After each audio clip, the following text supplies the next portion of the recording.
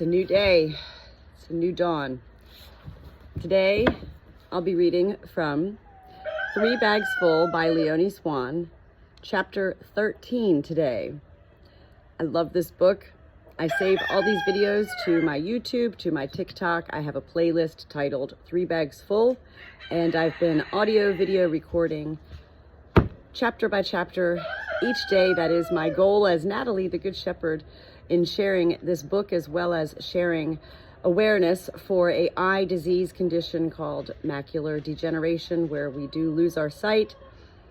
I did begin reading this book in audio video form to share with my mother, who does have macular degeneration, and she is most excited to be on this journey, my mother with me, in reading a really good, fun murder mystery book of a good shepherd. That's me. I'm a good shepherd. This is a book about not me, and yet it is so fascinating for me because I do have my own pet sheep, and that is who is solving the murder. And this book is the Good Shepherd's flock of sheep. So with that being said, I'm going to hop right into chapter number 13. That's my hat. You can't have it. No, no, no, sir. Melmoth, the Wanderer. Let's get started. Chase, what are you doing? Over stick, over stone, stick and stone, stick and stone, stone and bone, stone and bone, and bone and bone and bone. Melmoth's hooves hammered over the wintry ground. His heartbeat galloped on ahead of him. Stick and stone. The butcher's dogs were howling. The carrion eater himself came behind them. Melmoth and Richfield called the butcher carrion eater because he smelled of death, and they thought he was too portly to kill anything for himself. But now it looked as if the butcher had joined the hunters after all, and Melmoth was running for his life. Stone and bone, stone and bone. What are you doing, Chase? You wouldn't dare, Richfield had said, with all the superiority of the older twin, and the fact that Richfield was only a couple of seconds older than Melmoth didn't make things easier. Melmoth just felt annoyed. He hadn't thought to ask if Richfield himself would dare. It wasn't about that. It wasn't about any of the other sheep. It was only about him. Melmoth had stopped grazing. He turned his head and looked at the place where the countryside began to roll gently away from the meadow, hill after hill after hill. I would dare, he had said, looking straight at the derisive expression on Richfield's face. I just have to pause for a second. I have 40 birds here on my little small hobby farm, and they're all laying eggs right now, and so they're all loud and just everywhere. And I love it because this is a time for me to read out loud to not only myself and for my mother, and to share on my social media. My flock is also enjoying this little story here. See? Stick and stone, stone and bone. Melmoth couldn't remember when and where he had learned these words. They were simply the right words. They helped him not to think of the carrion either. Even the butcher didn't matter. He just had to run on, over stick and over stone, with his legs flying and his breath steady. As long as he kept going, the butcher didn't matter. But Melmoth's breath wasn't steady anymore. There was too much cold air outside and too little warm air in his lungs. Stone and bone, on and on forever. 3 days and 3 nights, Richfield had said, or it doesn't count. No, Melmoth had said, not 3. Richfield snorted scornfully. Or it doesn't count. Any suckling lamb can spend a night lost in the fields or 2. 5, said Melmoth. I'll be gone 5 days and 5 nights. He enjoyed the sight of Richfield's baffled, sheepish face. 5 days and 5 nights, he sang. 5 suns and 5 moons. 5 blackbirds and 5 nightingales. He pranced around Richfield, kicking out in high spirits. For a moment, Richfield looked worried. Then he let Melmoth's good humor infect him. 5 blackbirds and 5 nightingales, he sang too. And next moment, they were both romping merrily around the meadow. Neither of them thought for a second that anyone would go hunting Melmoth. Over stick and over stone, most of all over stone. So many stones, and they didn't make running any easier. Don't catch a cold, Richfield had said awkwardly. Look, come here, little lady, come here.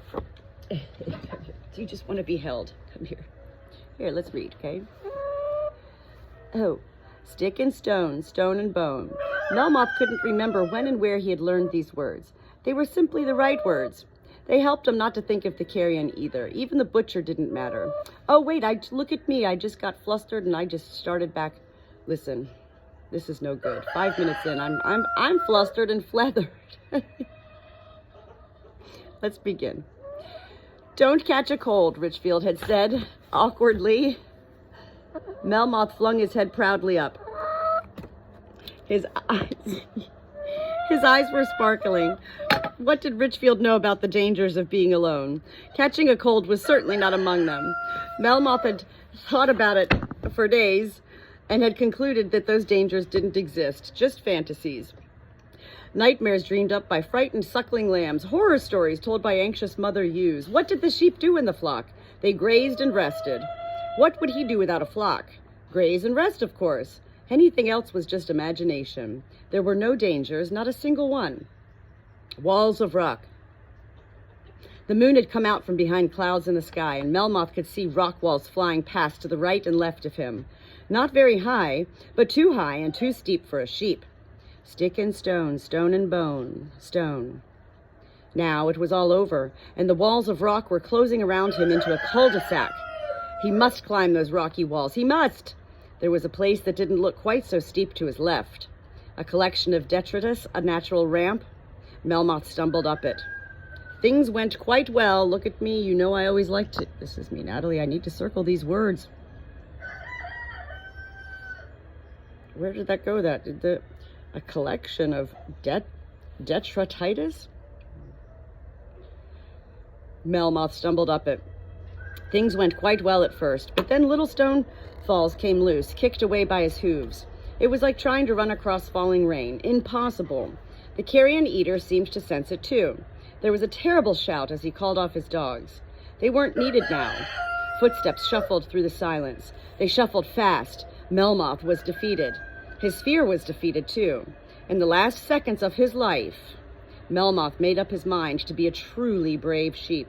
He would stand and face the butcher. Slowly and trembling, he climbed down the pebbly slope again. Stone and bone. Stone and bone. And bone. A leg bone was sticking out of the pebbles he had dislodged in his flight, a bone inside a human leg. Of course he had caught a cold after all on the very first night, huddled into a prickly hawthorn hedge and hardly protected at all from the icy November wind. He hadn't slept. He'd just listened to the sounds all around him and longed for day. Things were in fact better in daytime now and then anyway. Melmoth had roamed the gray-green wintry moorland with his nose dripping, cautiously nibbling at tufts of coarse grass. Around midday he found himself on a hill that offered a very good view to a sheep with good eyesight. Melmoth had excellent eyesight, and he immediately turned it on the blue strip of sea on the horizon. He pretended it was to get his bearings. Secretly, he was looking for white woolly dots, but he saw nothing. Not even a cloud in the sky, whichever way he looked. He was alone all the way to the horizon. A ridiculous feeling of euphoria crept down from his head into his legs, and he strained his eyes even more so as to see even farther in his isolation. When the euphoria began turning to panic, Melmoth galloped away through the empty hills, zigzagging wildly. He clambered cautiously over the human leg, bone and stone, until he had firm ground underfoot again. What a relief! Melmoth disappeared into the shadows at the foot of the pebbly mound and listened. The dogs were panting and the butcher was breathing hard. "He's in the old stone quarry," said the butcher. "We've got him now." Said a familiar voice. Melmoth watched as two white clouds of light emerged from the darkness, saw the dog's hot, steaming breath and the massive, deep black figure of the butcher. Melmoth was trembling, but only with exhaustion. He heard everything, everything. The whining of the dogs and their slobbering heartbeats, the clink of moonlight on the cold ground, a night bird's wings beating, even the velvety sound of the night itself slowly moving on. It was his 5th night and his last. The butcher had brought a light with him. Melmoth watched it darting around, climbing the rocky walls, coming closer and closer. The light hesitated for a moment at the foot of the pebbly ramp. Then it hopped its way up the slope, over stone and bone, without dislodging a single pebble. The light was a good hunter, leaping from the slope into the shadows, making straight for Melmoth. For a moment he stood blinking at the dazzling white. Then everything went black around him. "Oh, shit," said the butcher. "What's the matter? Has something happened to him?" asked George, who was lagging a little behind the butcher. "I told you not to go chasing after him like that. Not at night. Not when he—" George fell silent for a moment. Then he said, "Oh, shit!" Forcing himself to open his eyes, Melmoth gradually succeeded in fending off the blackness again. Now he could see what had happened. The light had swung away from him once more. It had gone climbing the pebbly slope again and had fastened on that solitary human leg bone. Only now did Melmoth realize how unlikely it was to find a human leg in this place. It was pointing to the night sky, pale and hairless and smelling of death. The light began shaking. The butcher took a couple of steps back. Only the dogs were still showing any interest in Melmoth, who stood there in the shadow of the pebbly slope, breathing heavily. "George," said the butcher. His voice didn't sound at all terrible now. "Do you think it would be a good idea to leave?" George's thin figure stood perfectly still in the dark. He shook his head. "We've seen it. Not a pretty sight." "Me too. I'd rather we'd just found Melmoth and nothing."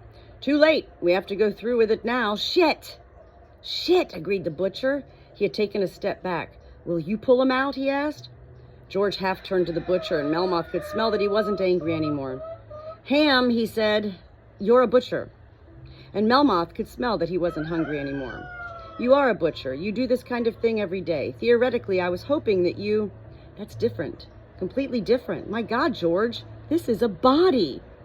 George shrugged. "Did you think you worked with some kind of fruit in your job?" He climbed the slope and more pebbles came away. He took his work gloves out of the pockets of his jacket and put them on. He pulled at the leg.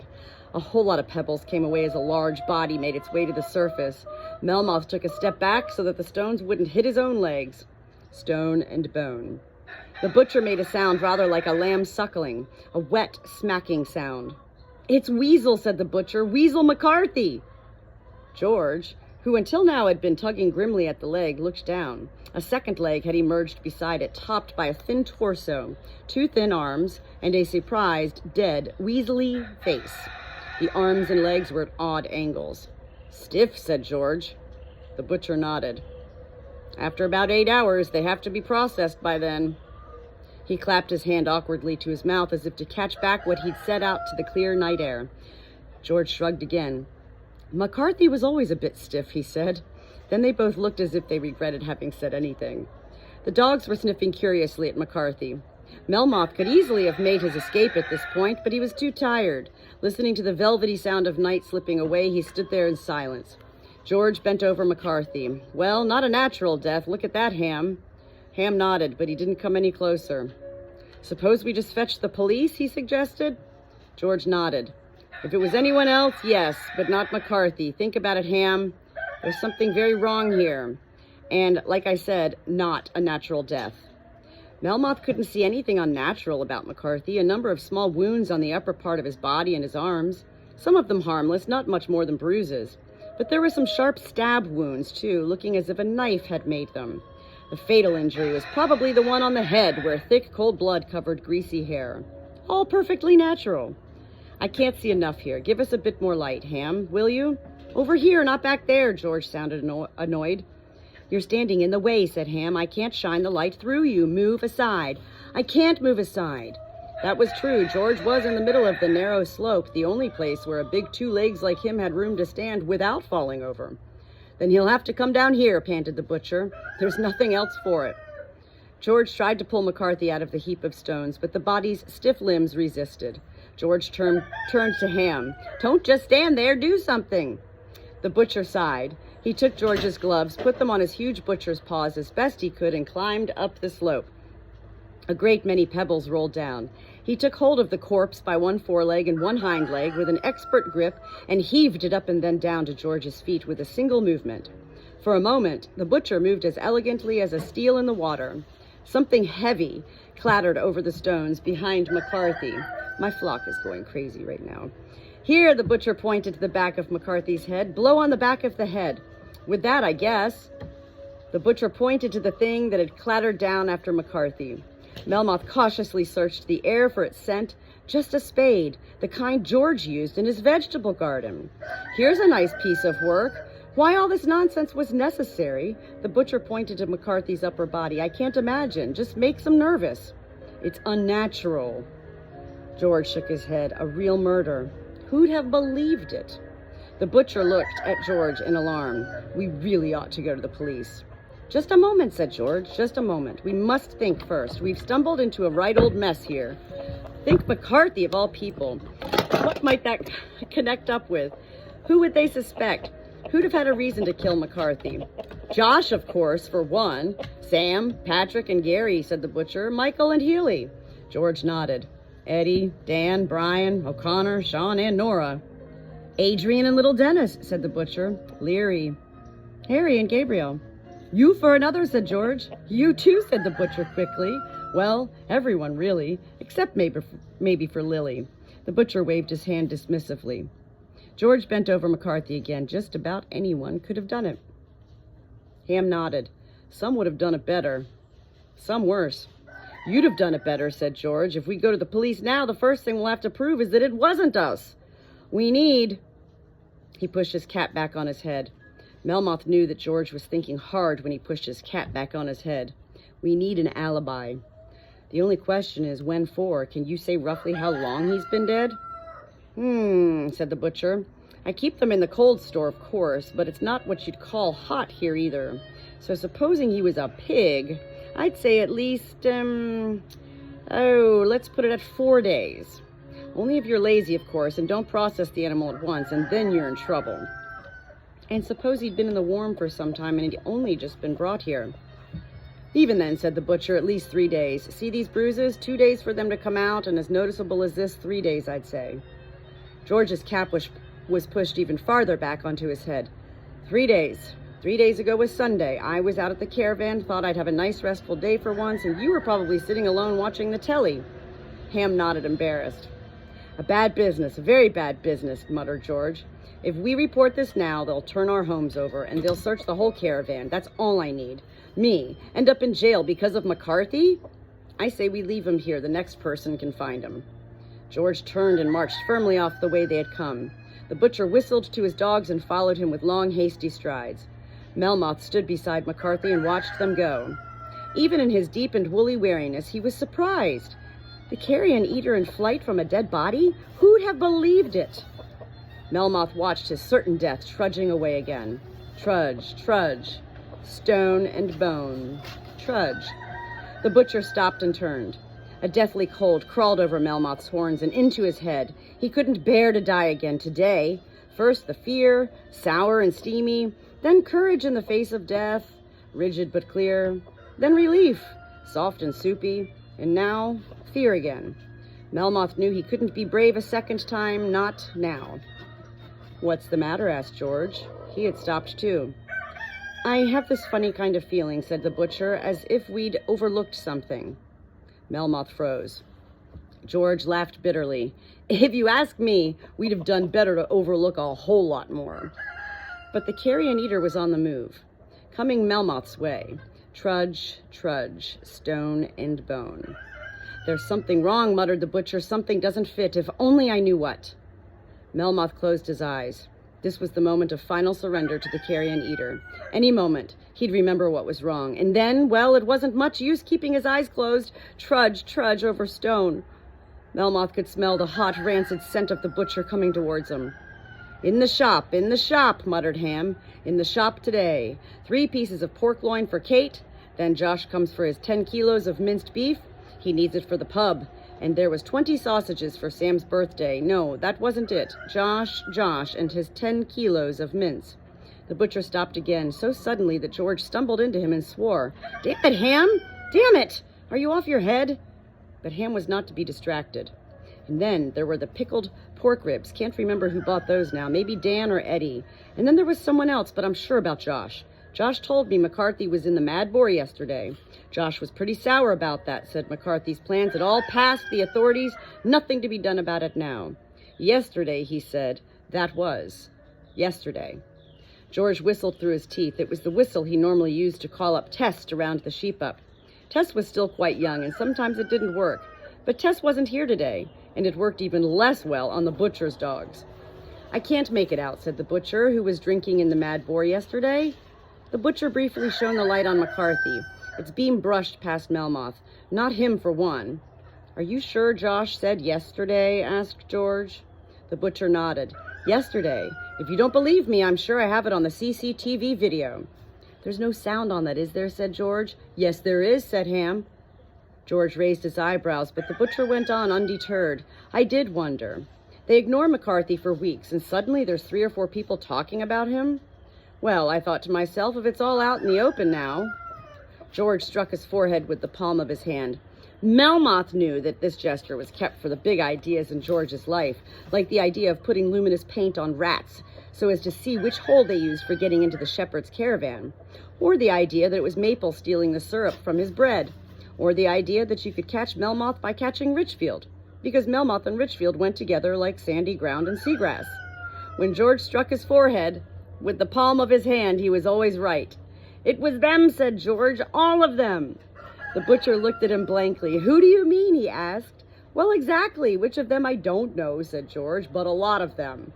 A whole bunch of them. So many that all of them in the boar yesterday are in it together. My God, Ham, think. They just decided to do it the way they decided that the village hall needed a new roof, those bastards. And they hid him here? Now they're going around telling everyone he was in the boar yesterday, and once he's found a bit later, when the time of death can't be so easily established, they'll all have wonderful, well, alibis, dating from yesterday onwards. Appointments with lawyers and doctors, trips to town. You only have to watch them over the next few days, and you'll soon see. But, the butcher waved his fat arms about helplessly, you mean all of them? O'Connor too? Fred too? I don't know exactly who actually did it, Ham, said George irritably, but everyone who was in the Mad Boar yesterday was in on it anyway, and probably some who weren't. I guess whoever really pulled the strings kept well out of that business with the pub. But suppose I'd gone to the boar. I thought about it. Sure I did. There was nothing on TV. Then McCarthy would have only just left, or he wouldn't have turned up yet, or they'd have seen him in the supermarket or at the playground telling the kids about his bloody plans. If there's enough of them in it all together, it comes to the same thing. I just don't believe it, wailed the butcher. I mean, they all buy my sausages, my chops, and they're murderers all of a sudden? I don't believe it. That's human nature, and you'd better get used to it, said George. But the butcher wasn't really listening. My joints of beef. How can I go on selling them joints of beef when I know for sure that they killed a man? For a moment, Ham's breath hovered soundlessly in the cold air. George suddenly froze. Shut up, Ham, he growled through his teeth, very quietly. When George was very quiet, it was important. But there was no stopping Ham now. They won't get any more meat from me, none at all, he announced angrily. Ham, George spat. Something about the expression on George's face made Ham stop. That soundless breath hovered in the air again, and there were footsteps. Footsteps on stone. Footsteps rapidly retreating. Then silence. Shit, said George. Shit, said the butcher. Neither man said anything for a moment. George sighed. Well, now they know. We were okay up to this point. Now we really are in the shit. The butcher's eyes widened. His scent changed to a bitter, sourish note. The carrion eater was afraid. George, you don't mean they'd... George, they liked us. They didn't like McCarthy. George shook his head. They killed McCarthy just for a bit of cash. What do you think they'll do with their own skins at stake? The bastards, Ham clenched his fists. Security, that's the thing. You have to safeguard yourself. You always have to safeguard yourself. I'm not going to make it that easy for them. You always have to safeguard yourself, thought Melmoth. But how, though? The butcher went on. We stumbled into this mess like idiots. Now they know. What's going to help us now? Thinking will help, said George. We have to find their weak points. Find their weak points, thought Melmoth. Thinking will help. They don't have any weak points, the butcher sighed. There are so many of them. You know how it is, George. One crow doesn't peck another's eyes out, and if there are so many of them all in it together, he flailed his meaty arms about at a loss. Don't panic, Ham. Think. There are always weak points. There are always weak points, thought Melmoth. He would never have thought that George and the butcher could say so many clever things. George pushed his cap back from his forehead again. Well, we have a little time. They'd have to discuss it first. None of them will dare act alone. We're outsiders now, said the butcher. His voice was trembling. Don't you see, George? There's no going back. Once you're out for good. Oh, shit! Now the butcher's whole large frame was trembling. George put a soothing hand on his shoulder. It looked rather funny because Ham was so much taller than George. Ham, did you ever herd sheep? Ham shook his head. A flock of sheep can be herded because you know something about them. You know they'll stay together. They'll do all they can to stay together. That's why you can herd them. You can't herd a single sheep on its own. A sheep on its own is unpredictable. Sometimes being alone is an advantage. Melmoth and the butcher were listening to George wide-eyed. If we're outsiders now, we'd better exploit the situation, George went on. Find evidence. Your CCTV video, that's not a bad idea. And you sell newspapers in the shop, too. Ham looked doubtfully at George. Newspapers? Yes, but... Good, George nodded, pleased. Are they in view on the video? Because then we can prove it about the date. Ham nodded with his jaw dropping. What George was driving at seemed to be gradually sinking into him. But George had been thinking some more.